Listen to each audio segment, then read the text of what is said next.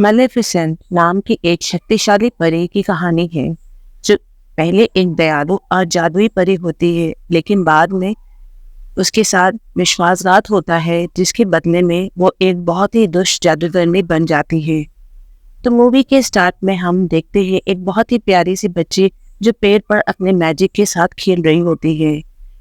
उसके सिर पे सींग थे और वो एक बहुत ही क्यूट सी परी होती है। वो एक जादुई जंगल में रहती है। उसने आज तक बाहर की दुनिया नहीं देखी होती है और उसके लिए उसका सारा संसार यही प्यारा सा जादुई जंगल होता है। उसने आज तक इंसानों को नहीं देखा। वो अपने जादुई जंगल में बहुत खुश है। मैजिकल जंगल में इंसानों के अलावा बाकी सारे क्रिएचर्स होते हैं। एक दिन वो जंगल में कहीं जा रही होती है तो उसे एक छोटा सा लड़का दिखाई देता है। वो उससे कहती है कि तुम कौन हो और यहाँ क्या कर रहे हो। वो छोटा लड़का बताता है कि वो पास के ही किंगडम में रहता है और उसको एक हीरा नजर आया जिसे उसने उठा लिया।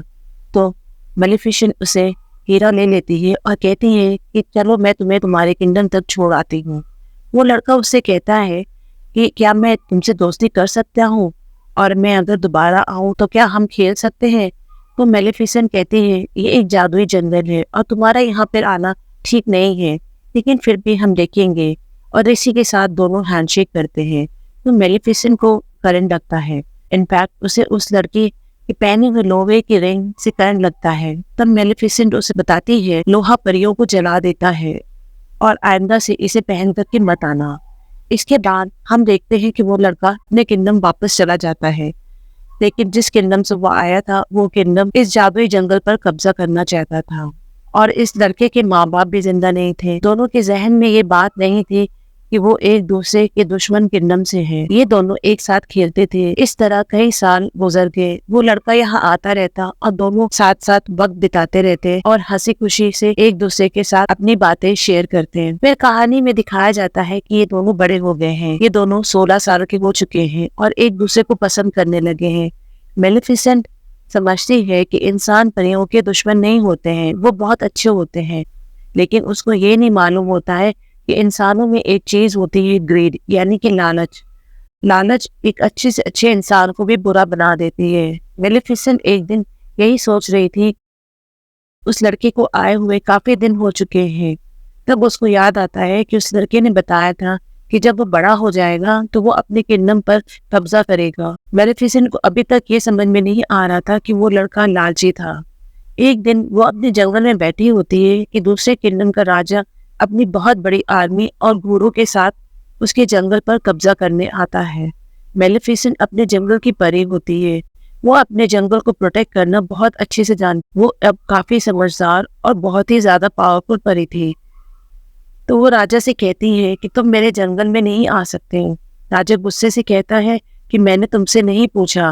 राजा अपने सैनिकों को ऑर्डर करता है और कहता है कि मुझे इस परी की डेड बॉडी चाहिए। राजा जंगल की तरफ जाने लगता है अपने सैनिकों के साथ, लेकिन जंगल में और भी भयानक क्रीचर होते हैं जो अपने घोड़े पे सवार होकर के राजा के सैनिकों पर अटैक करते हैं। इस तरह राजा के सैनिक और जंगल में रहने वाले क्रीचर आपस में युद्ध करते हैं।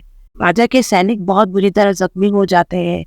सारे के सारे इंसान वहां से डर के भाग जाते हैं और कहते हैं ये जंगल तो जादुई है, हमारे बस की बात नहीं है इनसे लड़ना। राजा अपने किंगडम में वापस आ जाता है। अब राजा काफी बूढ़ा हो चुका था और काफी कमजोर भी। राजा सब लोगों को इकट्ठा करता है और उनसे कहता है कि तुम सब जानते हो इस जंगल में कितना ज्यादा खजाना है।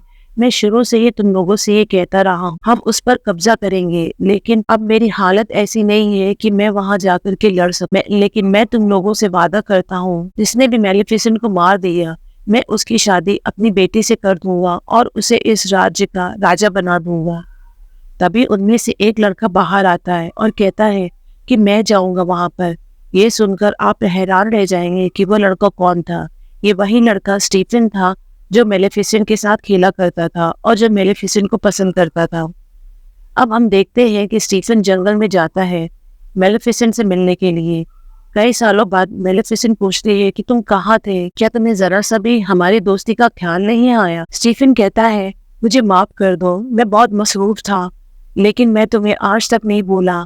मैं तुम्हें कभी भी नहीं बोला, मैं तुम्हें बहुत याद करता रहा और मैं तुम्हें यही बताने यहाँ आया हूँ, हमारा जो राजा है वो तुम्हें मारना चाहता है, तुम बस अपना ख्याल रखना, मैं तुम्हारी यहाँ पे हिफाजत करने आया हूँ। उसके बाद वो दोनों बातें करने लगे। मेलेफिसेंट ने उसे कहा कि मैं तुम्हें माफ करती हूँ, क्योंकि उसको नहीं पता होता है कि इंसान किस कदर बुरे होते हैं। मेलेफिसेंट उस पर यकीन कर लेती है, लेकिन स्टीफन बहुत लालची इंसान होता है। वो उसको कोई नशे की दवाई पिला देता है जिससे वो बेहोश हो जाती है। स्टीफन एक बड़ा सा खंजर उठाता है और उसे मारने की कोशिश करता है, लेकिन जिस महिला से वो कभी प्यार करता था उसे मारने के लिए वो खुद को तैयार नहीं कर पाता। वह उसके सोते समय बेरहमी से पंख निकाल लेता है, फिर चला जाता है। अगली सुबह जब मेलेफिसेंट सो के उठती है तो उसको बहुत दर्द होता है। वो देखती है कि उसके पंखों की जगह गहरे जख्म होते हैं। मेलेफिसेंट अपने कटे हुए पंखों के दर्द से कमजोर होकर गिर जाती है और उसे एहसास होता है कि उसके साथ विश्वासघात हुआ है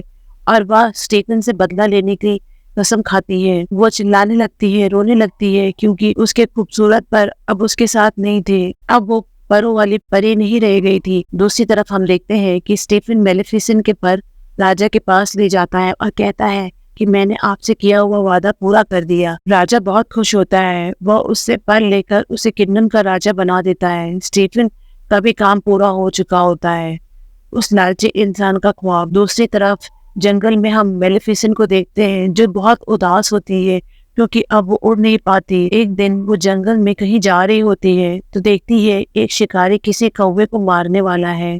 उसे ये सब चीजें बर्दाश्त नहीं होती है तो वो फौरन उस कौवे को इंसान बना देती है और शिकारी बेचारा वहां से डर के भाग जाता है। इंसान बना हुआ कौवा उसके पास आता है और कहता है थैंक यू, लेकिन आपने ऐसा क्यों किया? मेलेफिसेंट कहती है मुझे नहीं पता, बस मेरे दिल में रहम आ गया था।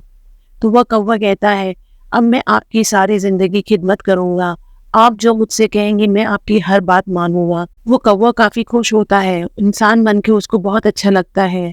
मेलेफिसेंट इस बात से एग्री हो जाती है और उसका नाम डियावल रखती है। डियावल उसको काफी इंफॉर्मेशन ला कर देता है। मेलेफिसेंट को पता चलता है कि स्टीफन ने सिर्फ और सिर्फ राजा बनने के लालच में उसके पर काटे हैं, तो उसे इंसानों से नफरत होने लगती है।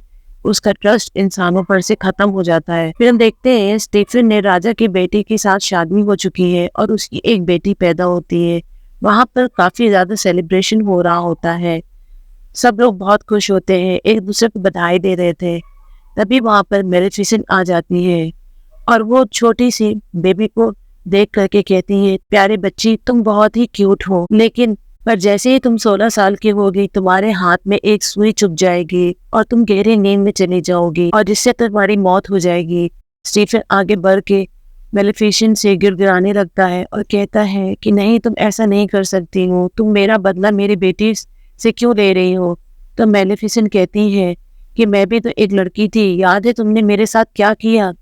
मेलेफिसेंट के दिल में अब भी थोड़ा सा रहम बाकी होता है, तो वो स्टीफन से कहती है कि इसका एक ही सलूशन है, तुम्हारी बेटी उसके 16 बर्थडे पे सच्चा प्यार मिला तो उसकी जान बच जाएगी।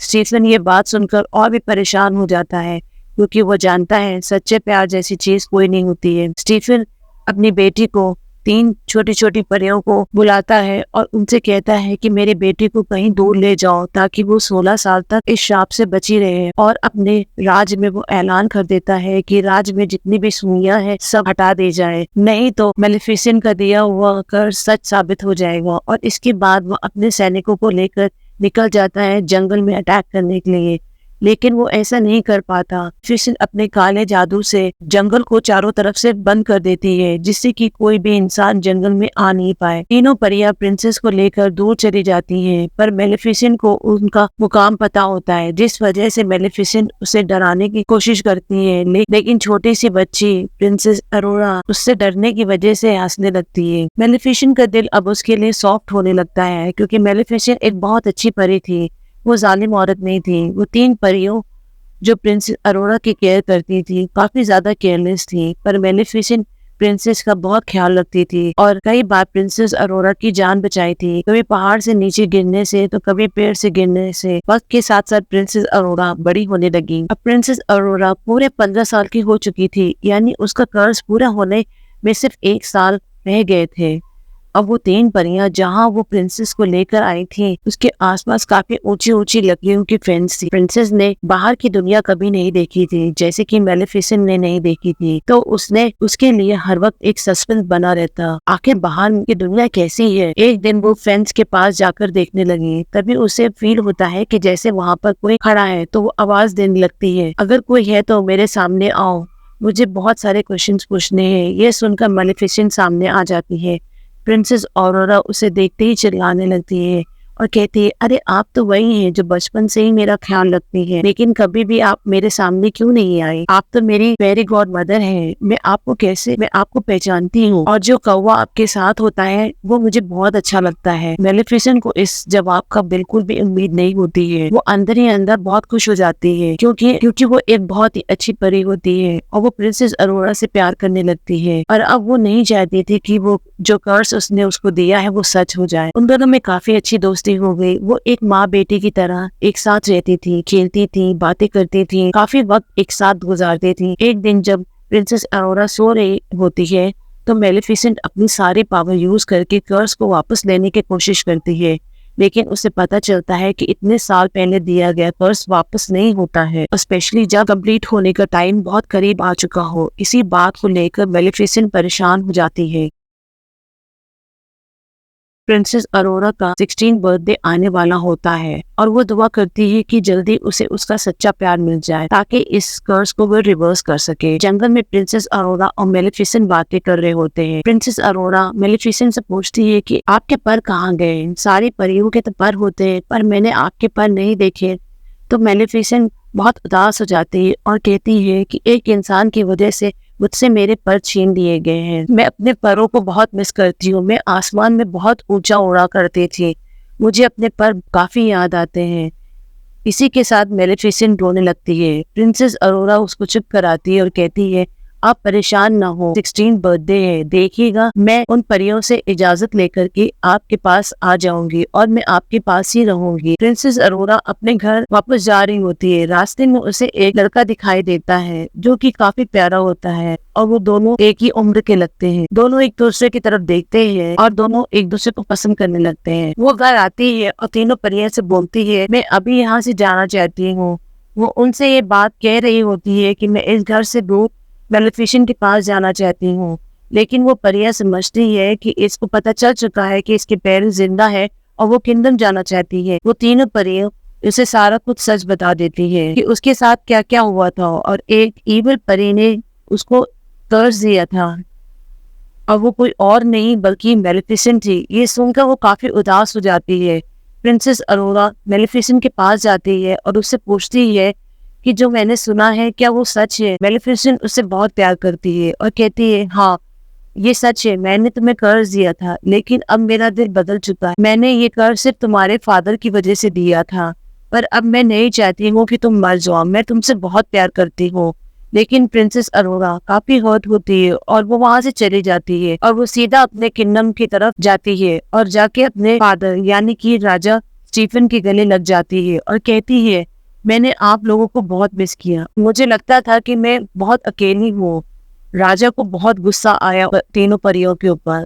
वो कहता है कि जब मैंने कहा था कि प्रिंसेस को उसकी 16 बर्थडे के बाद लेकर के आना, तो तुम एक दिन पहले क्या आई, जब कर्स होने ही वाला था। राजा ने अपने लोगों को ऑर्डर दिया कि इसे वापस छोड़ाओ, नहीं तो इसको कमरे में बंद कर दो, इसके आसपास कुछ भी ना पड़ा हो और कोई इसी कमरे में न जाए। लेकिन वो राजा ये नहीं जानता था कि वो कर्स को नहीं रोक सकता है। जैसे ही प्रिंसेस अरोरा का 16 बर्थडे आता है, वो कर्स का असर प्रिंसेस के ऊपर छा जाता है और एक आवाज की जादू में वो उस जगह पहुंच जाती है जहाँ स्पिनिंग व्हील्स रखे होते हैं जिन पर सुइयां लगी होती है, और कर्ज की वजह से वो अपने आप को स्विच बो लेती है और बेहोश हो जाती है और एक गहरी नींद में चली जाती है। राजा बहुत परेशान होता है क्योंकि अब उसकी बेटी एक गहरी नींद में जा चुकी थी, अब वो कभी नहीं जागेगी। एकदम मेलेफिसेंट भी बहुत उदास हो जाती है, तो वो उस लड़के को बुलाती है और प्रिंसेस अरोरा के पास ले जाती है। वो सोचती है कि दोनों एक दूसरे को पसंद करते हैं, शायद यही प्रिंसेस अरोरा का ट्रू लव हो। लेकिन जब वो प्रिंसेस को किस करता है तो प्रिंसेस जागती नहीं है।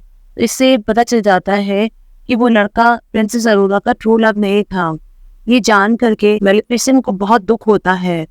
वो रोने लगती है और वो रोते रोते प्रिंसेस के पास जाती है और कहती है कि मुझे माफ कर दो, मैं तुम्हें कभी नहीं भूलूंगी, मैं तुमसे बहुत प्यार करती हूँ और मैं तुम्हें हमेशा याद रखूंगी। और रोते रोते वो प्रिंसेस अरोरा के फोrehead पे किस करती है और वहां से जाने लगती है। जब मेलिफिसेंट जा रही होती है तो पीछे से प्रिंसेस अरोरा की आवाज आती है और वो कहती है, फेरी गॉड मदर, आप ही मेरा ट्रू लव हो। जी हाँ, प्रिंसेस का ट्रू लव, उसका सच्चा प्यार मेलिफिसेंट ही थी, क्योंकि वो सिर्फ दिल से प्यार करती थी प्रिंसेस को। इससे यह साबित होता है कि सच्चा प्रेम सिर्फ रोमांटिक प्रेम नहीं होता है, बल्कि यह किसी भी रूप में हो सकता है। माँ और बेटी के बीच का प्यार भी सच्चा हो सकता है। मैं आपके साथ आपके जंगल में रहना चाहती हूँ। मेलिफिसेंट उसे अपने साथ ले जाने लगती है, लेकिन तभी पीछे से स्टीफन के लोग आ जाते हैं और उस पर लोहे का जाल डाल देते हैं। लोहा परियों को जला सकता है। मेलिफिसेंट यहाँ अपने आप को बहुत बेबस महसूस करती है। वो अपने कौवे को ड्रैगन बना देती है। वो कौवा जो अब ड्रैगन बन चुका था अपने मुंह से आग निकालने लगता है और वहां मौजूद सारे लोगों को जला देता है। लेकिन तभी किंग स्टीफन अपने कुछ लोगों के साथ लोहे के कवच पहने हुए होता है ताकि वो मेलिफिसेंट को हमेशा के लिए मार सके। दूसरी तरफ प्रिंसेस अरोरा मेलिफिसेंट की मदद करने के लिए कुछ ढूंढ रही होती है। तभी उसको एक कमरे में मेलिफिसेंट के पर दिखते हैं जो बहुत ज्यादा फड़फड़ा रहे होते हैं। पर को भी पता चल गया है कि उसके मालिक यही पर है। प्रिंसेस अरोरा उन परों को आजाद कर देती है और वो पर खुद ब खुद मेलिफिसेंट पर लग जाते हैं। मेलिफिसेंट दोबारा उड़ने लगती है और वो स्टीफन को अपने साथ उड़ा देती है, लेकिन उसे बिल्डिंग के नीचे नहीं गिराती। स्टीफन उस पर अटैक करने लगता है, जिसकी वजह से वो दोनों बिल्डिंग के नीचे गिरने लगे। स्टीफन ने मेलिफिसेंट के पैर पकड़े हुए थे, लेकिन जैसे ही वो लोग जमीन पे गिरने लगते हैं मेलिफिसेंट अपने पर खोल देती है। इस वजह से स्टीफन जमीन पे गिरकर मर जाता है। यानी अब ये ग्रीडी आदमी इस दुनिया में नहीं रहा, सब कुछ ठीक हो चुका था। अगली सुबह मेलिफिसेंट उन सब वुड्स की बाउंड्री को हटा देती है जो उसने जंगल में बनाई होती है और वहां पर दोबारा से फूल खिलने लगते हैं। ग्रीनरी वापस आ जाती है। इसके बाद मेलिफिसेंट कहती है, आज के बाद तुम इस जंगल की रानी हो। और यहाँ का किंगडम और जंगल आपस में मिल जाते हैं और सब लोग हंसी खुशी जिंदगी गुजारने लगते हैं।